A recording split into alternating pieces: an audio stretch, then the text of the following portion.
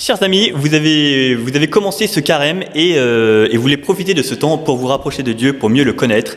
Eh bien, il y a un moyen, c'est la Lectio Divina.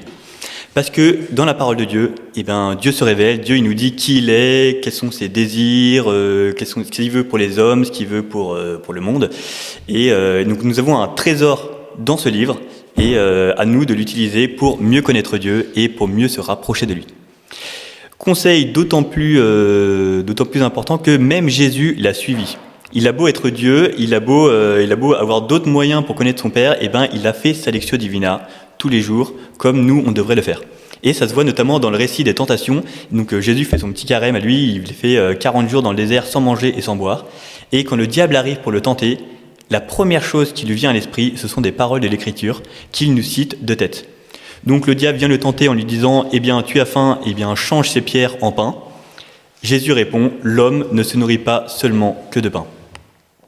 Donc, quand on dit Lectio Divina et carême, c'est pas juste un obscur conseil qui serait venu d'on ne sait trop où, mais c'est d'abord Jésus qui nous montre comment on fait, qui nous montre la marche à suivre. Et ce qui est assez impressionnant dans ce passage, c'est que en fait Jésus il n'est pas juste en train de réciter un verset ou une partie de l'écriture qu'il aurait appris par cœur. Il est dans une situation un peu critique. Ça fait quand même 40 jours qu'il n'a pas mangé, ça fait quand même 40 jours qu'il n'a pas bu, et donc il n'est pas non plus dans une forme incroyable. Et à ce moment-là, il y a le diable qui en profite pour le tenter. Et malgré ça, même dans une situation aussi difficile, la première chose qui lui vient à l'esprit, c'est l'Écriture.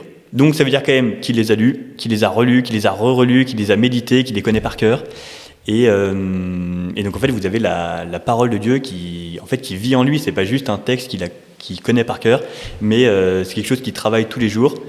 Et puis à chaque événement de la vie, à chaque petite situation, naturellement, il y a la parole de Dieu qui remonte et qui lui dicte un peu ce qu'il doit faire, qui lui donne des conseils et qui lui dirait comment Dieu veut qu'il agisse. Et donc ça peut être un conseil pour nous, un objectif pour ce carême donc d'utiliser la parole de Dieu, d'une part pour mieux connaître Dieu, pour savoir quelles sont ses vues, ce qu'il veut pour nous, et en même temps de vivre avec elle, de la nourrir à l'intérieur de nous, pour qu'à chaque situation, on puisse se nourrir de cette parole pour nous guider.